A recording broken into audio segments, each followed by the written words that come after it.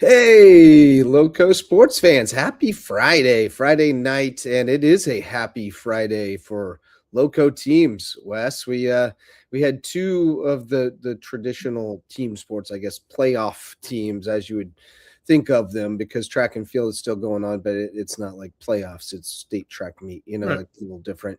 But two playoff teams as you would traditionally think of them going tonight, and they both survive and advance. May River Baseball stays alive with a 5-2 win over Hartsville, so they forced game 3 tomorrow. I will know as soon as anyone does what time that game will be, because I'm on the parent square. So I'll get the alert as soon as coach sends it out and lets everybody know what time the game is tomorrow up in Hartsville. I anticipate it'll be a 6 o'clock start. Isn't that the default? Customary default. As you said, if they can't agree with time, it's 6 o'clock. Yeah, that's been the rule of thumb.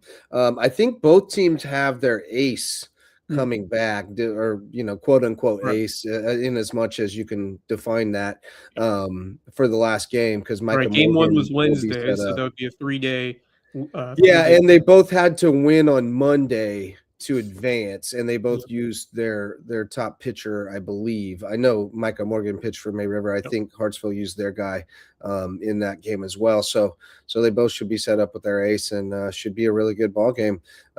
Hartsville was a little sloppy tonight. They made a lot of self-inflicted errors and mistakes. So Sharks capitalized, and they're hopefully able to get the Sharks can jump on them again tomorrow. Yep. 3 bases, as you said, and they're just able to put balls in play and cash in when they needed to, and it was good to see. And they lived dangerously again that 7th inning once again. A couple of times they got into bases loaded jams. We'll dive a little deeper into it as we get into the show. We also had a winner on the road. Hardyville, Los Canes.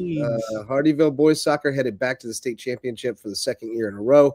They win 2-1 in overtime at Charleston Math and Science, played at Stall High School. That was on Buford's Own, and we'll have the highlights for you.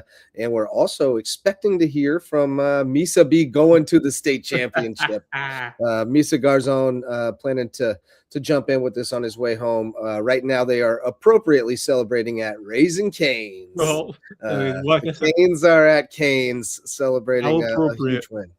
Yep. I've never been to Raising Canes, and everyone says it is worth the hype. That I needed to try. So, yes and no. If I'm being real with you, the chicken leaves a little bit to be desired relative to other chickens. It's a little tough at times, a little stringy. And the battering, I have to say, is not very well seasoned. It's pretty bland. The sauce is really good. The cane sauce. The cane sauce is to die for. They have the skinny crinkle fries, which I'm a big fan of. And for some reason, their Texas toast is just off the hook. So good. Raising Canes is an experience. Certainly, it's good. I don't rank it as highly as, like, I'm a big Zaxby's guy personally. Big fan of the Zaxby's. That's the one I've been to more often, because there's a lot more Zaxby's around here than. And I love a Popeyes. If I see a Popeyes, we're probably going to get. I've had Popeyes. I've had Bojangles. Of course. Chicken. Bowberry biscuit, can't hardly go wrong there. No doubt. Mohungles. But no, Canes is good. It's just not my favorite. Yeah. And there he is. We kind of pulled a switcheroo on Marcus. I don't think we let him know we were going to go early tonight, and it just kind of happened organically. But Marcus Walsh joins us from WHIT. You haven't missed much. We've just been going through kind of the big news of the day, which is good news. Canes and Sharks both marching on into the next round. And our show tonight brought to you, as always, by Mickelson Law Firm and WHHI TV. Mickelson Law Firm been with us since the beginning. They are the official real estate closing attorney of LowcoSports and presenting sponsor of our Hilton Head Christian Academy. No doubt, still basking in the glow of a third consecutive state title for HHCA baseball over there at the Mickelson compound. But we love Mickelson Law Firm, calling them for all your legal needs, and they love all the Loco sports scene. They love all the teams and I love everybody in the Loco. They support everybody. And then WHHI TV, of course, they support everybody. They make sure to get out and see everybody during the season. And their live coverage. They're our partner in local sports coverage. They do it live. We do it live in a different way. We do the commentary, and they and Buford's Own handle the broadcasting. But we love working with WHHI TV. Great folks over there, and especially Marcus Walsh, our friend, who joins us so frequently here on the Lowdown. It's just not the same when you're not around. We appreciate having you. Thank you very much. That's why we're here tonight, to talk a little sports, and we've told you about 2 big wins tonight, but we had a big win last night as well. While you were possibly sleeping, the Hilton Head Seahawks girls track team locked up a Class 4A state championship.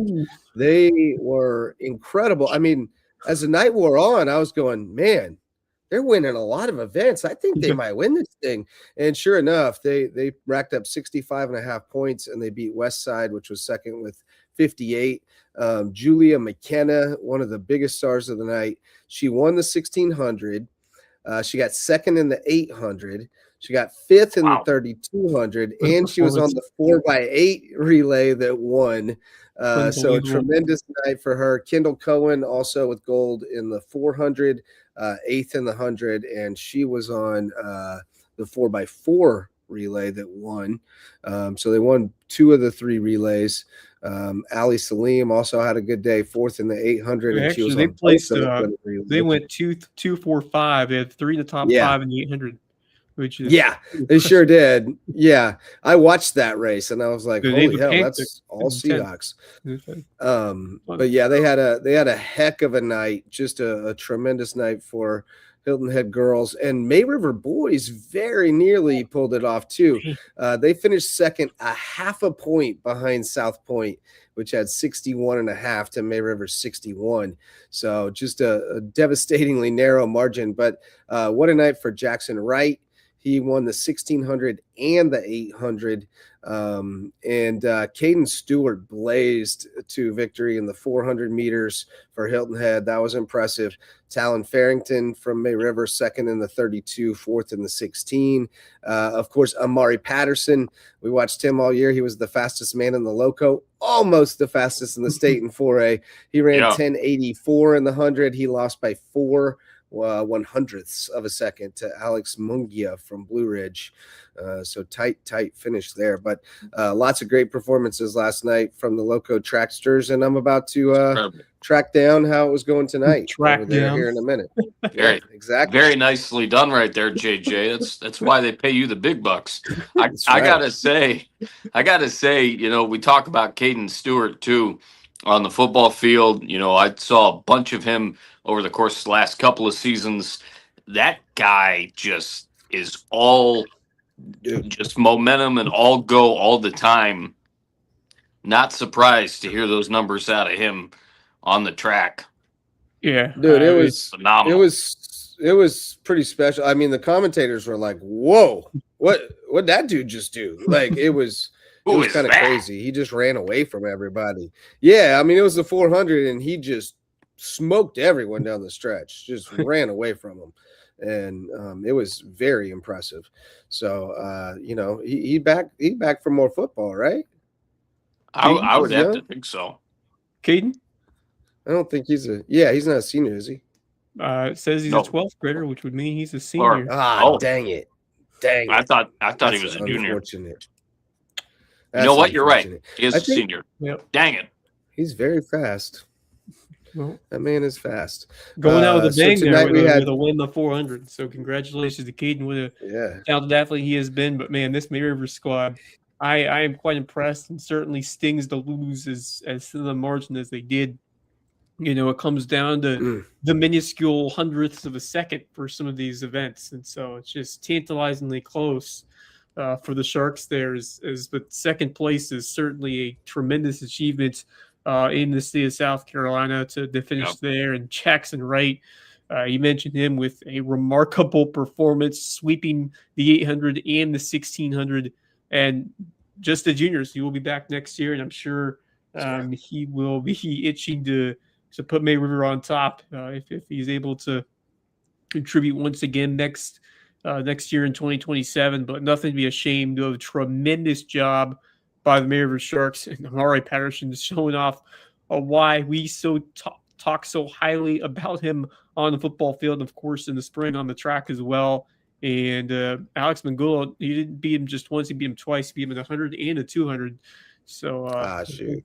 Yeah, Mangula certainly have to look at him and see if he's a football player as well, or sort of mainly track guy. But he bested Amari Patterson in a couple of tight races, but still, that's tremendous performance from Amari. And then how about those Hilton Head Seahawks? What a way to cap off the school year with the state title, and just incredible achievement from those young ladies as they wrap up the year state champions in girls track and field. And we've talked about history of that program, a lot of success over cross country, and you look at track, they have been seemingly competitive every year, but to see them take the top spot, pretty awesome for those young ladies. And you look at this team and you look at how they finished across the board. You said like they were winning events left and right, and you just thought I think they got this thing, and they certainly did, and they won it convincingly, as we said. And it's just great to see after what has been a emotional year at Hilton Head High, starting off with just the sad loss of Joe Momonier, and now you get to end it with just a great story of these young ladies and what they did on the track and track and field to wrap up a state title is pretty cool stuff to finish the year out with. But just outstanding work by Kendall Cohen, as you mentioned, absolutely dominated the 400, and then Julian McKenna, Ali Salime, Stella Morgan, all contributing. McKenna with the 1600 win as well. Won it by 5 seconds, by the way. An absolute domination from her over her competition from AC Flora and Daniel High School. And, competitive in the 3200 as well, picking up, every point counts. Is it like the top 8 or so, I believe, get points, top 8 or top 10, somewhere around. Top 8 score. Yeah, that's correct. Top 8 get points. So, those top 8 finishes and taking 5th place, even so in that 3200, those points are certainly meaningful. So what a performance by her and this entire Hilton Head squad to wrap up the year like this. And you're looking at some of these. McKenna's a senior. What a great to wrap it up for her. But Stella Morgan, just a 7th grader, finishing in 5th in the 800. That's someone to keep an eye on. Kendall Cohen will be back next year. She, as I mentioned, won the 400 and also competitive in some other races as well, and picked up points in the 100 as well, taking 8th by 100th of a second.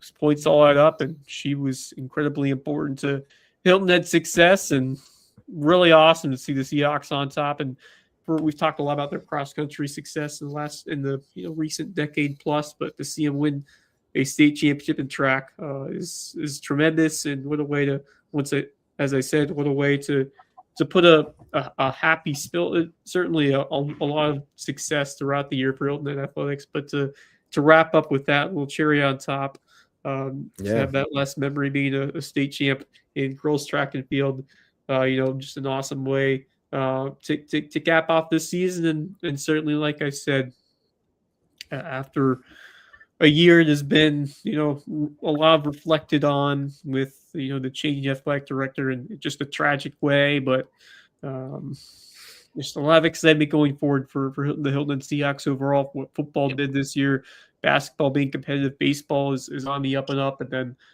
cross country competitive as always, and then track and field, especially the girls bringing home a state title. And, I'm sure that Mr.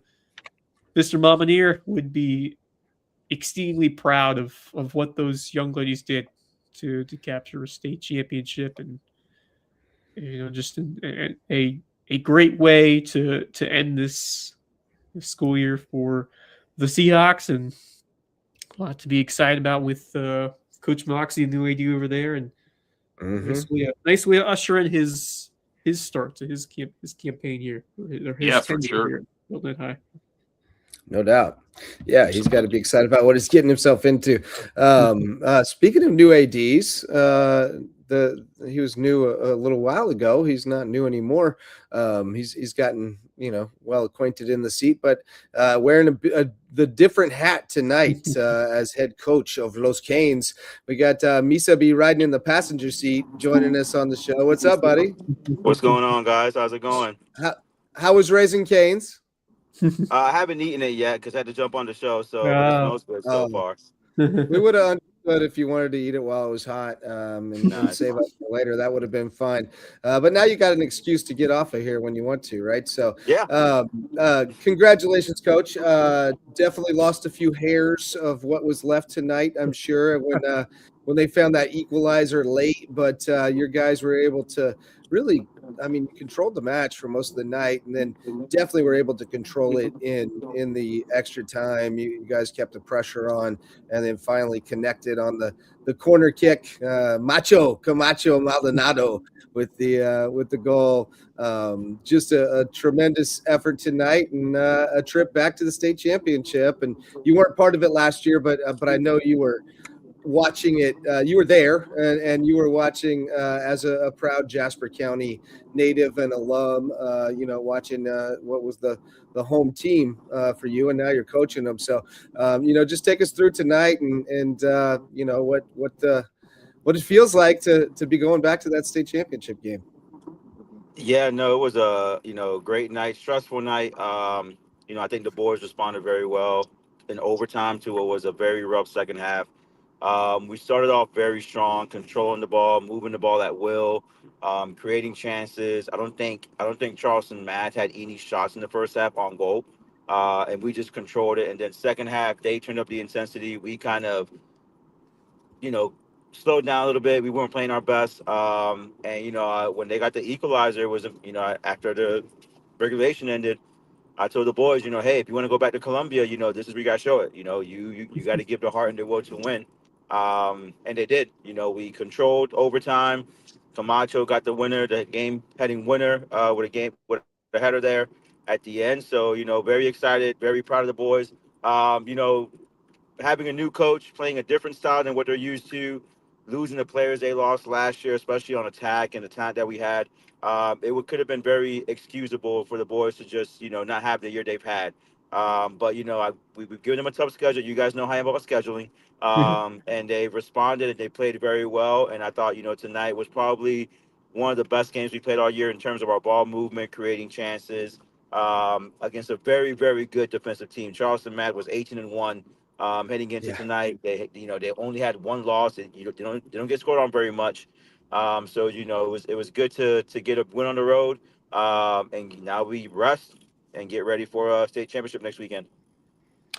Still not sure who you guys will face. You'll take on the winner of either Dixie or Green Upstate, which I haven't found a score for that one yet. But Coach, you kind of mentioned it in passing throughout your response there. Start us off about how you guys responded after. It's always difficult when you get up a late equalizer in the final few minutes, but you're able to reset and I thought that you guys were treading in the right direction as those overtime minutes went on, and I kind of thought once you guys got that free kick opportunity, a couple minutes left in that session of overtime, that I just had a feeling that someone was going to be able to finish that cross, that feed, and put you guys up for good. Camacho! Sorry, I didn't mean to jump on your. No, but I was, that's what I was kind of referring to was that finish there. But yeah, Wes, you're right. I think with giving up a goal that late in regulation on the road against a team of that caliber like Charleston Math and Sciences can be usually a backbreaker. So my thing was, let's just get through the end of regulation. Let me get the boys. This is where I go. I wish we had a timeout in soccer, because that's when you call a timeout at some point in the second half. I think maybe with 10 minutes left, Charleston was just applying pressure and pressuring us. And at the end of regulation, I spoke to the boys and just challenged them. Like, hey, we've been the better team all night. For the most part, now you put yourself in a situation where You have to go out there and create. And something we noticed early in the game was that their keeper was not the most confident with his hands. And so if you look at the guys, um, with the sole intent of hoping he doesn't try and get the ball. I mean, that was the whole purpose. Somebody, if you look at him, we work on Coach is breaking up on us there. Yep. just make him think. Oh, can you guys hear me? Now we can. Yeah, I think you're back Can y'all hear now. me? But yeah, you were saying their keeper was Okay. a little shaky. And so where'd you go after that? And so, we worked on running at the keeper when they are not confident with their hands. And so that's what you see in that play is, we sent guys with the sole purpose of making him question and doubt and hesitate. And then Camacho was in the back post, right there, ready to go with the ball through him. So, it's something we worked on intentionally, a strategy, and the boys executed, and, it got us into the state championship. Yeah. Yeah, he was tentative. He didn't know whether he should go try to get it on the fly or on the hop, and he kind of got caught in between. And Macho was just waiting at the back post. And man, he put his head to it with some ferocity too. He about threw his whole self into the goal on that one. He was not gonna let that one get away from him. So tremendous. One of 12 seniors on this team. Another one scored tonight as well. Saul Ramos, who was kind of a heart and soul type guy last year, and I'm sure he's the same this year. And you mentioned like the adversity. Like we did lose a lot off last year's team, including two guys who started the school year with us who were not with us by the time the season rolled around, who were among our top goal scorers last year and played up top. So, it's a totally different crew. Saul definitely one of the holdovers, and great to see him cash in tonight. Oh yeah, he was phenomenal. He's our hype man. He's the one that keeps the team motivated and focused. And the goal he scored, if you see Russell, one of our new players who's been phenomenal this year as well, just completely gets past the defenders and then crosses in beautifully with Saul making a run. And that's been something that's been working all year. So it could have easily have been a situation where, like you said, we had two guys who started the school year with us that were on a team that we expect to be here, and for different reasons, they were no longer here with us in the school, and not playing. But one thing I told the boys is, we get better through adversity, and we overcome the struggles and just try the best that we can. And credit to the boys, they bought in. I know that I am not the easiest coach to play for, and I brought in a different style, a different standard, a different culture. If you watch the live stream tonight from Beaufort's Own, you'll see a lot of uh, stuff you saw at my previous school at May River. And it's just giving them the discipline and the confidence to play to their strengths. And, they bought in, and they bought in all year. They've dealt with the changes. It's crazy to have 12 seasons on a team that went to the state championship and come in and say, yeah, we're going to scratch how y'all played last year. We're going to do something different I think would be more beneficial. But kudos to them. They've bought in. They've done it, and they've seen the results of it and how it's gotten us better to be where we are now, where they're going back, hopefully, to finish what they couldn't finish last year and bring the first state title to Hardyville Senior High School. For that, Coach, a historic moment for that school, which is pretty awesome for you. Taking this opportunity and just talk me more about your experience so far, moving from May River to Hardyville, and how rewarding it has been to now be at this position, one win away from accomplishment that would be a historic milestone at this high school and this athletic program. Yeah, it's been fun. It's been challenging. A new challenge. Coaching and being AD is not the easiest of jobs. When I finish practice, I'm running to the baseball field or softball field to do my job. We're making sure that all the teams are taken care of. So it's like tonight. I'm heading back home because tomorrow morning I have to get on the road early to go to Columbia for our track team that's in the state championship and support them. But it's been a blessing for me, the student and the campus at Hardyville, and providing an avenue with sports for them to be able to have long-lasting memories and experience great things. Watching all the sports, and seeing how they grow and develop, and just seeing not just their improvement on the field or on the court or on also improve in their behaviors and their grades and their commitment in school and everything. That's not because I'm here. That's because we have a group of coaches and staff and a culture of athletes and coaches and teachers and staff that believe in providing the best for our students. So it's been fun. Stressful at times, very stressful, tiring at times, very tiring. But I'm happy here, and as much as I miss my program at May River, and tough season ender the other night and everything they've done. I know that that program is in good hands, and my time there was good. And now I'm here trying to do something more for our kids here in Hardyville and Jasper County. And so far this year, it's been phenomenal. Don't ask me Sunday night how I feel because I'll probably be dead and tired with the weekend we have. But it's been a great ride, a learning experience, and it's been phenomenal for me in this role to be able to impartition something to our student athletes at Hardyville. Get in there, Marcus. You had That's one. phenomenal. I was just going to ask you, and I know it's early, but if you had a key for that championship game in order to bring one back to Hardyville. Oh. No. Oh, we're not hearing your answer, Coach.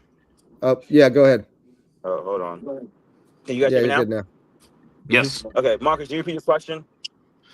I know it's definitely early with the fact that you guys just got off the field, and you're not sure who you're playing next weekend. But if you had a quick key, if there's something that you're looking for either team that you're facing, or if it's just you guys, playing your own game, what your thoughts were heading into next weekend.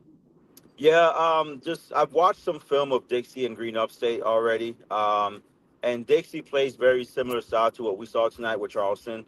We have a sweeper and more defensive and counterattack. Green Upstate is a more dynamic team where they move the ball a little bit more similar to what we do. So for us, it's just what we've been focusing all year tactically with teams that like to play a counterattacking style, and just being defensively sound. Like even tonight, when you look at the stats, Charleston didn't have many clear chances on goal. Didn't have many shots and whatnot. And not many dangerous opportunities. That's something that we've worked on. But also us moving the ball, wearing teams down, staying disciplined offensively. So it's two different dynamics between Dixie and Green Upstate. I know Green Upstate swept Dixie this season both times. I think in the second game they won in penalties. But no matter who we play, we're going to play our game and be ready as best as we can to play our game and go out there and hopefully control the match and get a favorable result next week. Dixie was our foil last year. Yes, and they were. Didn't go in our favor. Man, that was a tough game. I still have PTSD about that one. I mean, you guys outplayed. I can see that silver-haired fellow in my dreams. Yeah. Mm-hmm. But a bunch of them had the silver hair, right? Didn't they all? Yeah, they were doing that was a weird look. They were doing an ice out theme, and I'll keep that at that. I won't comment further on that one. Yeah, it was a gross look on multiple levels. But yeah, that was a tough day. Yeah. But hopefully we can erase that next Saturday. What time is the kickoff? Not Saturday, Thursday. Thursday, 2:00.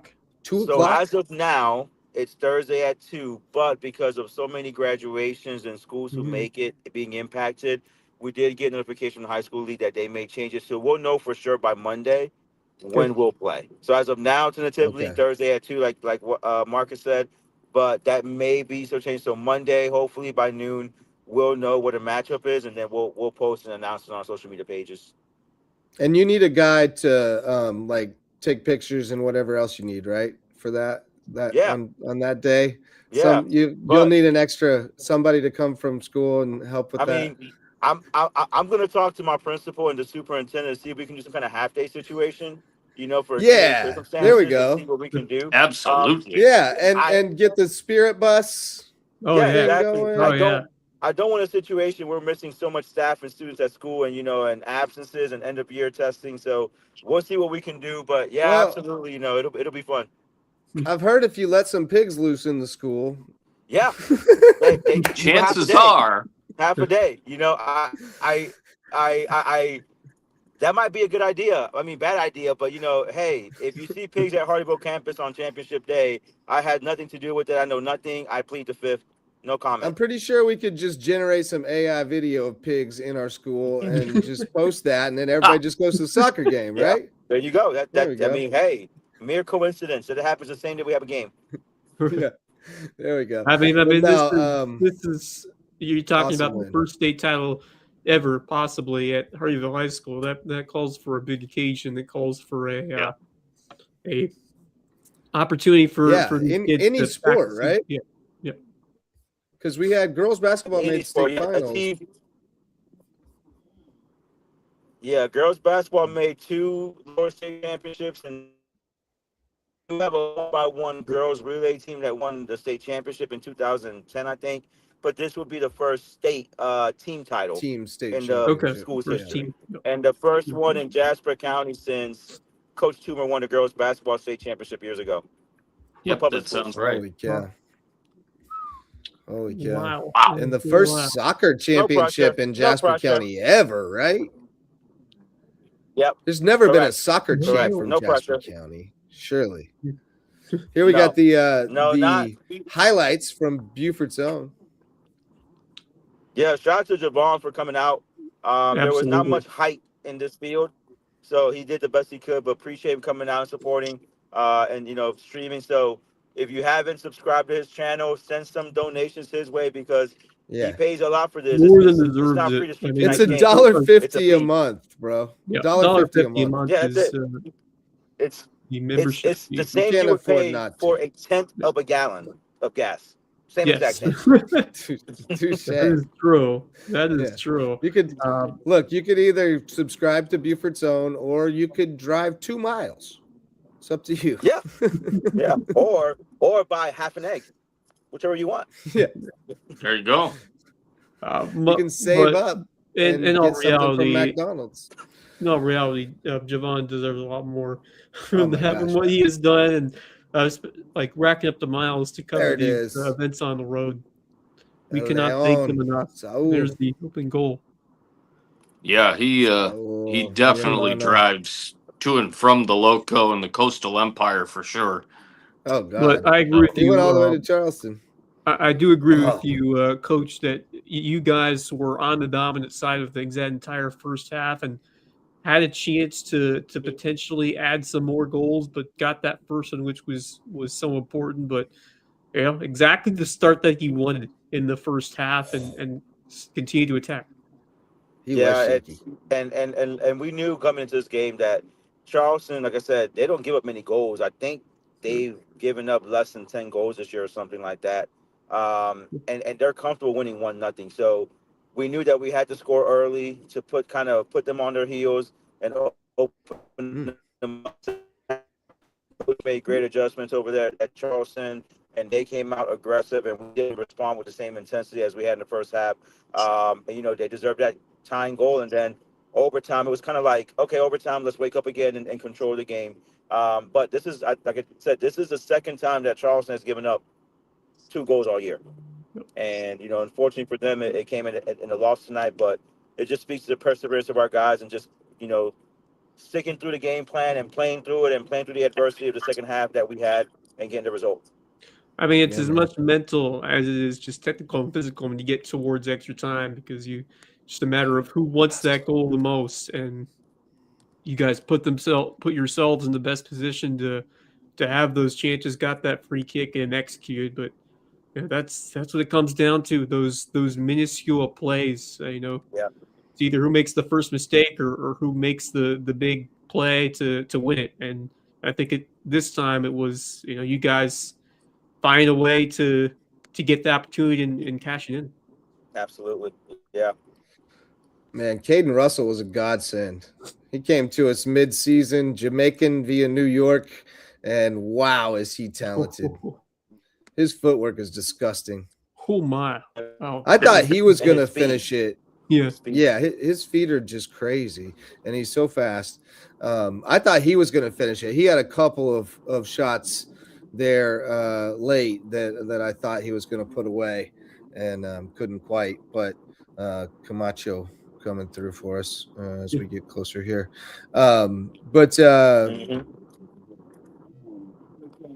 Shoot, I don't know what I was going to say.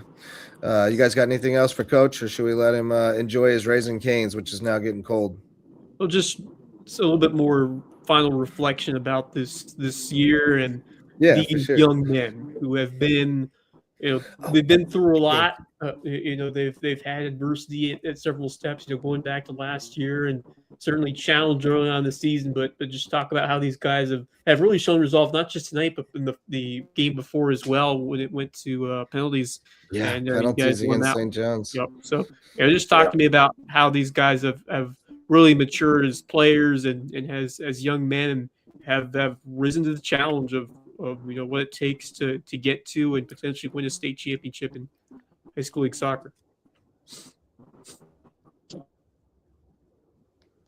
Oh no! We lost you, Coach. Yeah. Yep. I think you're coming back now. Nope. He gone. Yeah, well, I had a feeling they're probably getting close to the spot. To the spot where we lose them, but all good. We got a good 20 minutes out of Coach Misa from the Canes, and we got 2 teams left standing now, so I'm sure we'll be talking to him again between now and the state championship game, and maybe we can get a couple of the fellas. Yes, definitely have to get some of the players on if they're able to capture it. Yeah, some of them probably would feel too nervous to try to give an interview in English.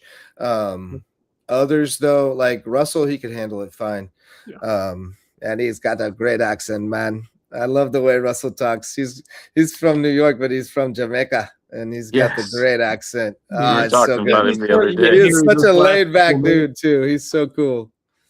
Definitely started to get hairy those last couple minutes. He kind of did. Charleston Methodist side had an opportunity there that just missed, and they started to build some momentum. Hardyville just wasn't able to get that second goal and extend that lead, and thought that the Riptides did a good job of just playing more of their game, more of their style, and being able to string some opportunities together. And eventually they were able to get just before the end of the second half. Rocket. Oh, good rocket there. I think that was Ephraim. Yeah, here we go. The sun was brutal, but it was. Hardyville had so many chances that were so close, and as Misa said, the keeper had a tough time securing the ball. He gave up a lot of rebounds, and they were so close to cashing in a couple of times. Cruz made some great saves for Hardyville tonight. He did. He was didn't have to make too many. Bam, that's bad luck. That's just bad luck. Yep. But I mean, it was deserved. A great shot. Great shot there. Yeah, I mean, terrific execution, and you saw that they were starting to build some things up. But I thought Hardyville was the better team, even so throughout the first 80 minutes. But that's the way this game goes. Sometimes is you get that one bounce, that one shot, and it's a tie game. That was a good ball too. Yep. Almost connected. High bouncer into the box. Yep. Like even after they gave up a goal, I thought Hardyville came back really aggressive and put some shots on goal and just put Charleston back on their heels. Didn't let them take that momentum. You don't want to stay in your shell because you just gave one up and you don't want to give up another quick one. That was a weird bounce right there. You never know. That was, man. That turf is tricky. You get some high bounces that can make a tricky play for a keeper, and but Cruz handled it well tonight. But it was mostly Hardyville after Charles Messon was finally able to get one. Just a quick reset, and got back to playing aggressive soccer, and that was nerve-wracking. Yeah. Right at the end, they got back to the way they were playing early, and that was important because sometimes I've seen teams that have given up a late goal or given up a tying goal, and they just lose, not momentum, but they lose the. Yeah, it takes the wind out of their sails. Like they let down and give up another quick one. That's what I was worried about, but they really came out with some ferocity after that. Sometimes you're able to read from from great coaches and just So leaders. close. You have to have good coaching. You have to have good leadership on your Yeah. team to bounce back from that. And they definitely have all of those factors. Yeah. And we saw. Yeah, when they came right out and put a couple of shots on goal right off the bat, I knew they were going to be okay. That they had turned the page, and ready to make the next play. And I thought we were going to score it right here. Fabian Ramirez, the Region Player of the Year, bends one in there nicely. Oh, nice touch. Dang it, so tough. And then here's Russell, Caden Russell, the Jamaican wonder. Look at this kid, just cooking them, but then couldn't get his foot around that one. That would have been it right there. Just couldn't. Well, and then he gets another one that's point blank, as you described it accurately. Because look at these feet. Look, nice move. Great save by the keep, sliding in there. Big time save. That was great play. But not much longer. Oh, there's Caden again. Yeah, that was not a foul. That man just ran by him and fell down. Like, I saw that in real time, and I was like, what? I'm with you, Russ. That's not a foul. Russ and his cousin Leroy moved down mid-year. Leroy's a character.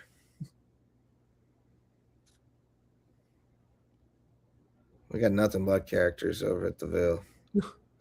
Great group of kids. Yes, indeed. Not be happy. There it is. Macho Camacho. Macho man. Beautiful feed. But then it still wasn't over. Yeah, it was a beautiful corner. I don't know who took the excellent finish. I think it might have been Matthew. It might have been Matthew on the corner. Yep. Matthew McLean. And Hardyville, Charles Smith and Sides had a free kick real good chance right at the death, right at the button. Yeah, they gave him a free kick just outside the box, and it was scary. But he banged it off we'll see it in a minute, I'm sure. But he banged it off the football goalpost. But that was a great ball. I think that was Ephraim. He put it on him from like 70 yards. That was crazy. David Sanchez. Yeah, so that's not a foul either. I'm sorry. There's no way. He was playing the ball. Boom! Off the yellow one. That's the yellow one. And then he says, bleep, bleep, bleep. Heading back to a state championship match, and he's still trying to. Oh, look at that celebration. That's that family bond that we talk about with those Hardyville boys. Great group of kids. Well deserved. They will get their chance coming up next week. And, exciting stuff, especially with the chance to potentially make their mark, make history, not just, as you mentioned, not just for Hardyville, but for Jasper County in terms of bringing home a state championship in soccer. Quite the accomplishment. Still waiting on the opponent, and obviously we won't know. I haven't been able to Lisa said find anything. They're scheduled to play 2:00 on Thursday, but because of high school graduations, they might move the date or the day. Yeah, I remember this from last year too, that it was kind of up in the air until Monday because they had to see who all made it and then find out if any of the scheduled game times conflicted with anybody's scheduled graduation time. And if so, then they'll accommodate and switch the schedule for you because obviously you don't want anybody to miss graduation. By the way, I believe that game is going to be at Memorial Stadium, which is a really nice soccer venue in Columbia. Which I remember. I remember it. They hosted state championships there, but it's been a while. Like it was. I remember back in the Seahawks girls dynasty, there were state championship teams there. Then they moved it, and I don't remember if it ever got back there to that Memorial Stadium. But yeah, I got some good memories with that venue from all the years back when the Seahawks won a bunch in a row. Yeah, they used to have quite Quite a dynasty. By the way, I meant to say this earlier and I didn't. If my records are correct, and I think they are, this is the 5th state title for Hilton Head girls track and field. The first in a decade. Last one was 2016. Blake Bishop at the helm. And then they had 3 in a row, 90, 91, 92 with the legendary Ted Whitaker, who went on to be the coach of Savannah State for a long, long, long time. I mean, you're talking about the second of 2 since the 90s. I mean, that's for a school like Hilton Head, that's a big time moment and accomplishment for the coaching staff and those young ladies to bring that home. So the team that we thought they're always in the mix year in and year out, but it's another thing of actually doing it and executing and find yourself at the top and on the night's end. And just once again, as I said, what an awesome way to cap off, certainly an emotional couple of months at Hilton High and the tireless work that these young ladies put in. It's all rewarded at the end with that. Call yourself a state champion forever. There's nothing like it, and what a great accomplishment from that team as a whole. Right. And like I said, a good amount of those girls will be back next year to try to run it back. And once again, shout out to that May River boys team for coming so close. Heck of a performance by the Sharks. Yeah. Yeah, that one's gonna haunt them. Like I said, it's just those hundredths of a second. Like you can just flip, one place on one of those events, and right. Yeah, that one hurts. Speaking of track, they've wrapped up for the night. The 2A meet, the girls, Hampton County finishes 4th, 49.5 points. They were second was 51.33, so they were close to second, but Philip Simmons had 159 to run away with it. Whale Branch in 5th. On the boys side, it looks like Hampton will come in 6th and Whale Branch in 11th. Let me see if we got some. I know we got a few champs, state champs. There's one, Tyler Davis from Hampton in the 110 hurdles, 14.39. Ariana Allen from Hampton in the 100 girls 100, 12.29. See if we got any other state champs from Hampton. Looks like that might have been it. I had a bunch of places. There's a couple runners up. Kaya McQuire, runner up in the discus, and in the shot. That's a good day, Kaya. Good stuff. And then for Whale Branch, I know they had at least a relay win. Girls 4x1, they took the title, and I'll get you who was on that in a second. Jermaine Cheneyfield, a sophomore, won the girls 100-meter hurdles in 15:20. The Jet came in second in the boys 110 hurdles, 14.44 for Jonathan Kelly. And Laura Moore Pryor, one-time guest on the show, along with her sister. She won the long jump, 5.23 meters. Heck of a player. Yeah. Yep. And Janiyah Pryor, also with a second place finish in the triple jump. Mm-hmm. And Derek Roberts third in the boys triple jump. So there's your top finishers from the Loco in the 2A meet. And I think the 3A meet was also tonight. So let me check in on that real quick as well. I don't know how many Battery Creek had in there, and they would be our only representative in 3A. We will have no representation in 3A next year. I don't know if you guys realize that. Yeah, because Creek's moving down, and nobody's moving. Yeah, it's kind of crazy. Down before it, yeah. We'll only have 1A, 2A, and 4A. 4A. Interesting. Yeah. Wild. Yeah. Battery Creek did not score in the. Man, Battery Creek only scored 5 points, and the boys did not score in the girls. That is unusual. That's been a good program over the years, but tough year for them this year. So hopefully they can get it going again next year. But congrats to all of our state champs, and still got 1A going tomorrow. Canes will be running, as well as some Ridgeland guys and girls. No, Whale Branch went tonight in the 2A. Oh, my bad. Yep. Yeah, 2A we just now. talked about them. Yep. But Canes and Ridgeland both be running tomorrow in the 1A. And that's all we got going on tomorrow, because we're down to it, man. Well, we got the May River Hartsville game. I don't know what time it is yet. Let me see if I got an alert on that yet.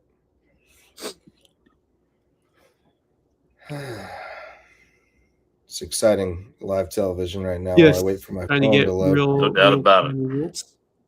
Real-time results here. And real-time scheduling for the internet not working very good right now.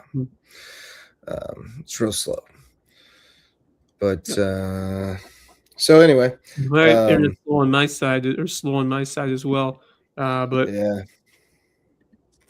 yeah, it is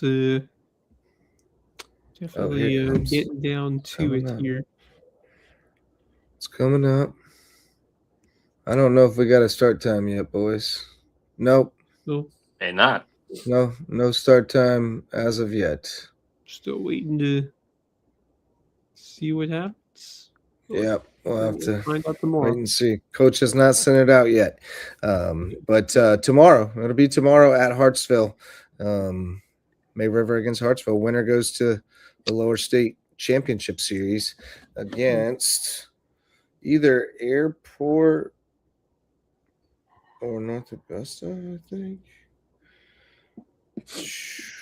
Once again, I'm waiting on the internet. Airport Varsity Eagles. Loading. We're on the Fantastic Game Changer app here, checking to see who May River might face in the next round if they get past Hartsville tomorrow. Yep. Micah Morgan on the mound, I suspect. Yep. Let's see. Airport beat North Augusta today. Oh yeah, I swept them. They beat them Wednesday and Friday. Yep, 3-2 and 5-2. So Airport gets to rest. Are they the what seed are they? Are they the one or are they lower? No, Gray was the one. Gray was the one. I'm pretty sure. And North Augusta took them out. Let me get the bracket. I got the bracket somewhere. Okay, yeah. I'm pretty sure Gray was the one. Yeah, that's what I thought. And Hartsville's the 2. Yep. May River's the 3. So that means Airport has to be the 4. May River would host games 1 and 3 of that series. Is what we're correct. Saying. But Gray, do we have a score between Gray and No, Gray already is out. They lost to North Augusta. Okay, that's what we thought. Yeah. Yeah. So they're already dead. They lost to North Augusta. Yeah, Airport's the 4. Gray was the 1. North Augusta's the 8. Wow. So yeah. Wow, that is stunning. Yeah, they beating the 1, and there was a region opponent. I guess I never checked it. I just I just assumed that Gray was going to win that one, but North Augusta took them out, and it was ugly after too. There was a lot. So either way, whoever wins that, if May River does advance, they would get home field advantage in that series. Yeah, sure would. And that series goes. Is it 26, 28, 30? What's that? 26, 28, 30. 19th, 20th. Oh no, sorry, 19, 21, 23. Would be Tuesday, Thursday, Saturday of next week. Tuesday, Thursday, Saturday. All right, there you go. So we'll see. Could be Airport and May River, just like it was for softball. Softball went to Airport. An opportunity for the Sharks, but first, obviously, got to take care of business, or not just take care of business, but it's a tough thing of business because not easy to win there. Should be, you said you thought that both aces will be ready to go tomorrow for that deciding game, but I think May River has, we can't call too much momentum in baseball because, as they say, momentum is the next day starting pitcher sometimes. Yeah, right. Say that momentum is not a huge thing, but I just say that May River really should have had the series wrapped up today. Right. Yeah, because they were up 4-2 in the 7th and let that one get away. But I think May River has shown they've been the better team.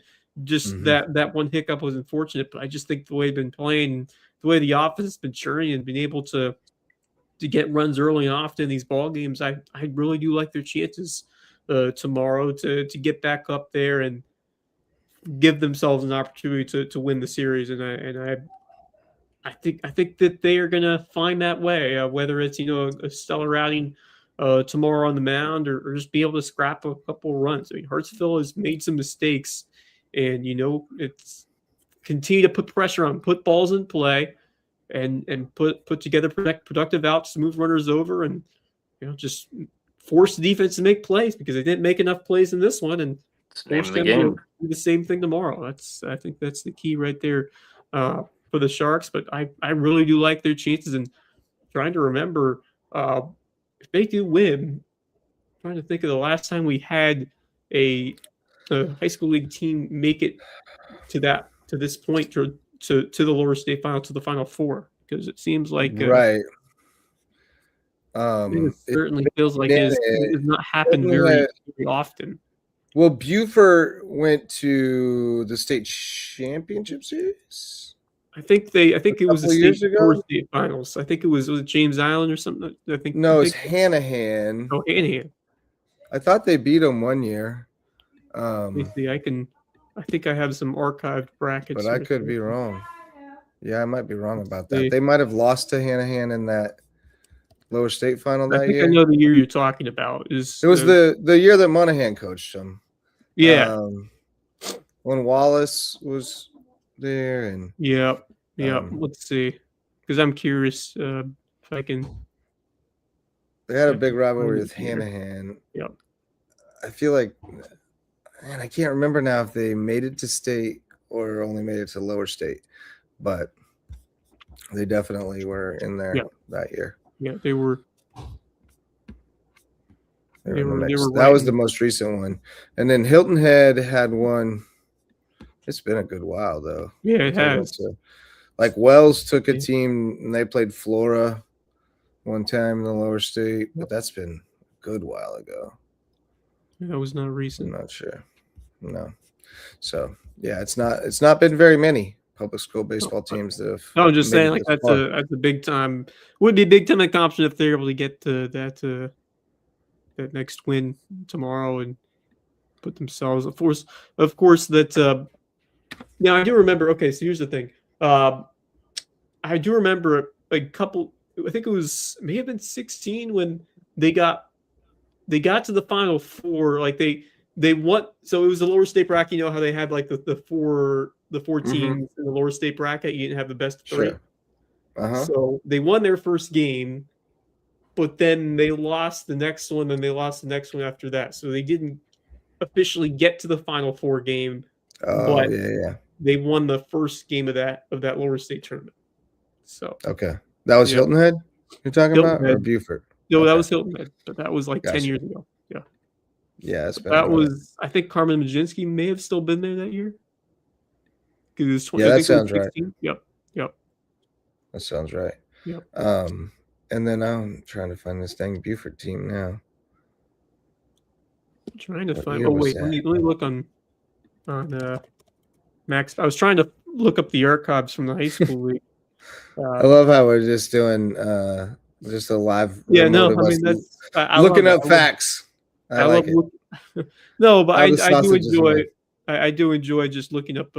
Just remembering some teams and some guys. Reminiscing. Yeah, that's the thing I love about. Remembering. Okay. Yeah, I believe. Okay, so here's the deal. So it was 2021 because they didn't have as many teams in the playoffs, so they just had the 14 bracket. Then they went straight to the lower state finals, and it was James Island. They lost in 3 games. Yeah, they lost in 3 games to James Island. That would have gotten them to the state championship had they won that series. But that was a good Buford team. That was also the playoffs I talked about a couple of weeks ago, where I was talking about my favorite baseball game I've been to. That was the games at May River where they beat them twice in one night. Right. Yep. The Alex Graves spun a gem in game 2. Yep. The second game wasn't. The second game was a blowout, but the first game was great. Yeah. Mayer just couldn't find the offense that night, and Buford pounded them that second game.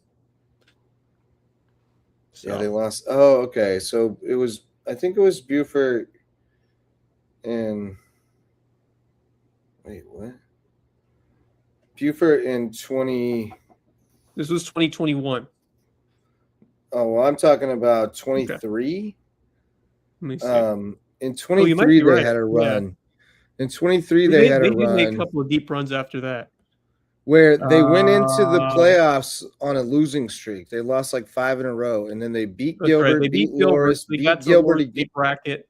They lost to Hanahan. They had that heartbreaking loss to Hanahan 10-9. I remember that game. Yep. That was a heartbreaker. They beat Dreer, and then they lost to Brooklyn Casey. Dreer game, I think it may have been a walk-off homer from what I remember, because I think I was at that game. You might be right. I've got the plays right here. I've got the game changer. We'll see all if these years Wes's blend in, memory. so I'm trying to think about. I know. Yeah, I know. I can play this game too sometimes. I think that must have been because I think I was there.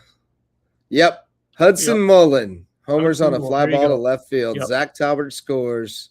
2-run bomb. That was awesome. Buford beats Dreer 6-5. Yeah. And then they lost the next one 5-4 to Brooklyn Casey. Yeah. Yeah. Yeah, that was. And I think that was to. They had to beat them twice. That was to get to the go to state championship game. So they have. Yeah, I think they would have had to beat them twice. Play Hanahan again. So that was the one you were thinking. Right. That's right. And Hanahan ended up going on to state. Yeah, that's right. Right. And Hanahan won it because they ran across the street and jumped in the pool. Oh yeah, after they won it. Yeah, yeah, that was crazy. Fun. That was there. You go. Fun. Yeah, no doubt. Okay, so fun times. Shout out to all of our sponsors. Hudson's Seafood House on the Docks is a great spot for seafood sunsets and cocktails on Hilton Head Island, and proud sponsor of Under the Bus. Check out Under the Bus on the Lowco Media Network, and check out Hudson's right down on Skull Creek on Hilton Head Island. If you need a personal injury attorney, we got one over in Beaufort. They got a rare name, but they provide remarkable service at Twinge and Twombly Personal Injury Attorneys in Beaufort. And HHI Windows and Doors wants to improve your view of the Lowco. That's our old friend Coach Barron from Hilton Head Prep, and I've got a parting thought about Hilton Head Prep basketball, as a matter of fact. Okay. If you guys didn't see the news today. But Coach Barron hung up the whistle, and he's focused on a new kind of screens at HHI Windows and Doors, improving your view of the Lowco. If you need a haircut, or if you just want to catch up on the latest conversation around town, go to Jay's Barbershop in Ridgeland. It's the place to be. And if you want to take your skills on the mat to the next level, Reverence Wrestling Club is the place in Bluffton. They'll get you ready for next season at Reverence Wrestling Club, our official wrestling sponsor and presenting sponsor of the Lowco Grind. And speaking of wrestling, boys, did you see that we're going to have some little people wrestling in Port Royal this summer? No. I got an ad on Facebook for, I don't know how to say it politically correctly, but dwarf wrestling happening at the Shell Ring Ale in Port Royal, and I'm intrigued. Right. I have to say. There you go. Parting thoughts, Marcus Walsh. What do you got? Well, there will be a Game 7 in the Eastern Conference Finals because, or rather the semifinals. Thank you, and the semis because Cleveland got waxed tonight. They got waxed real good. So we'll see what happens in Detroit on Sunday. And meanwhile, do not catch that. He didn't catch it. The Guardians are on their way to just possibly getting a victory against the Reds in the Battle of Ohio as Kyle Manzardo just tripled off the right center field wall. They're down 7-5 right now against Tito Francona's Reds. This is the week that they're honoring the 2016 team as well that took on the Chicago Cubs in the World Series. So big stuff happening at Progressive Field at the corner of Carnegie and Ontario this weekend. And then, of course, tomorrow is the Preakness. Oh, yeah. And I have on my card my winners. I'm going to go with Chip Honcho to win. He's trained by Steve Asmussen and Jose Ortiz is the jockey. Iron Honor, there are a lot of people that really like Iron Honor. I'm going to pick him to place. Chad Brown and Flavian Pratt. I mean, what a fine duo that is. Brown, the trainer, and Platt, the jockey. And then Talkin is a horse to look out for as well. The trainer, Danny Gargan, and jockey Irad Ortiz Jr., as you'll remember 2 weeks ago, the Ortiz brothers were neck and neck practically. Irad, I believe, was the jockey with the horse that did win the Derby. I'm going to go Talking to Show, and going to be a great one. They're the Preakness in Baltimore, Maryland. Maryland. That's going to be great seeing all the sunflowers and everything else out there. Looking forward to it. Should be exciting. I'm sure. The Triple Crown race goes exciting. Of course, no. The Kentucky Derby winner, Golden Temple, will not be right. Yeah, man.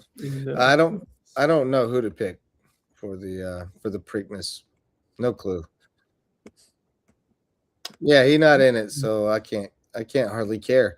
But because I'm about a Triple Crown, but yeah, they don't drive for it no more.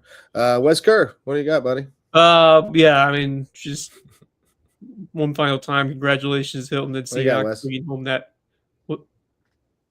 Yeah, congratulations, Hilton and Seahawks bringing home that state championship. A tremendous accomplishment for everyone involved, and it's really great to see that program back. Just cross country track. A lot of those programs were coached together, or just like a lot of those cross country athletes also run track. So I kind of combine them as one sometimes. But those two programs were really dominant in many different years at Hilton Head. There have been years where, they're still good, but just couldn't quite beat the best teams in their classifications. But a dominant performance like that on the girls' side is just really awesome to see what those young ladies have done. And like I said, just caps off what has been a really good athletic year at Hilton Head, going back to that football team, making almost to the lower state final.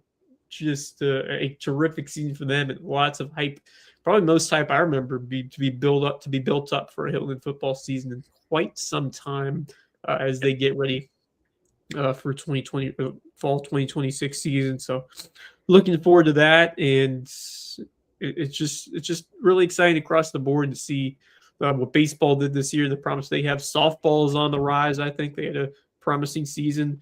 And then, boys basketball has always seemed to be in the mix. Hopefully, we get that girls program on the right track. But all in all, I think it's been a fun athletic school year all the way around for Hilton Head. And Joe Mominier has certainly, his presence has been felt at a bunch of these different events. Of course, girls soccer also had a great year, and the guys were competitive as well this season.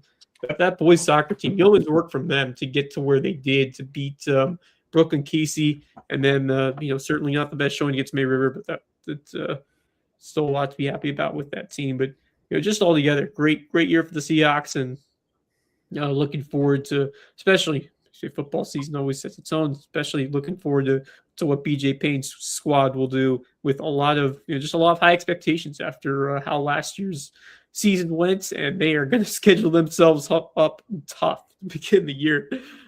If it's up on, I don't remember everybody they're playing, but I'm just going to, if it's on Max Preps, I'm going to let you know, because it's exciting to see them go up against that high quality of a schedule as they get ready. No, it's not up yet, so I'll have to dig through. You talking about Hilton Head schedule? Yeah.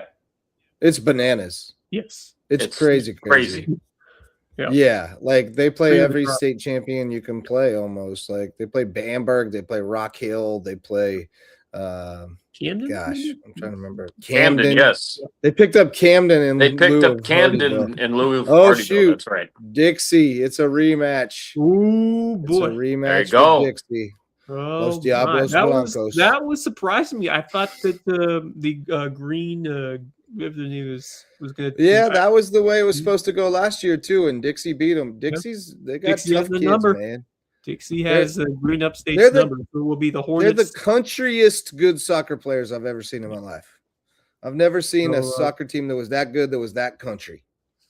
Like Usually country and soccer don't really go together, but chance for them some boys are revenge, a tough. rematch of last year's state title match coming up on Thursday. So the Hornets and the Hurricanes Thursday, or at this time Thursday, but it could still Tentatively 2 tentatively. p.m. That was Thursday. the word I was thinking of. Yeah, tentatively at Thursday, and we'll see what will happen. Speaking of schedules, the Carolina Panthers, obviously all the NFL teams got their schedule released, but how about the Panthers getting a couple of primetime games this year, which is pretty cool. After the strong competitive. If you haven't watched the Colts schedule release video, the one that does the Simpsons theme, I love watching all those. Tremendous. They're hilarious. It's very good. They got the I also Simpsons like the theme. Jets So one. The New York Jets one was satisfying. It was basically like a coloring mismatch of these paintbrushes and different colors of the team. It was really cool. Yeah. The Chargers did a Halo theme, and that's been well received as well. Although I wasn't as into it, but my teenage son was like, "Oh, that's fire!" The Titans had one where they went down to downtown or Broadway, Nashville, and they found lookalikes of coaches and players. So, if I'm not mistaken, the Titans are the ones who started this whole thing. When they did the one where they went and asked people, they showed people the logos and asked them who it was, and they got them all wrong in the most hilarious ways possible. And then everybody was like, "Well, now we got to come up with a creative way to do our schedule release." So that's somebody's job now, though. So that's cool. I think Adam Schefter tweeted it. This week is the Super Bowl week for social media admins on NFL. Yeah, exactly. Because you get to show off your chops. And then finally, a very interesting leaderboard through the first two rounds of the PGA Championship. It's going to be up for grabs as we get into the weekend. You got a couple of no-name names by casual golf fans, but Alex Smalley, name that I don't think we've talked about much at all. He shares the league with Maverick McNeely, who's played in the Heritage a couple of times, but certainly two guys you wouldn't expect to be at the top after 2 rounds. Chris Goddard doesn't surprise me; he's been solid. Aldrich Puttinger, if you watch the Heritage, he was in the mix. He sure was. Good. And then of course Hideki Matsuyama, former Masters champion. You got like a 1, 2, 3, 4, 5, 6 guys tied at 3 under, 1 shot back of Smalley and McNeely.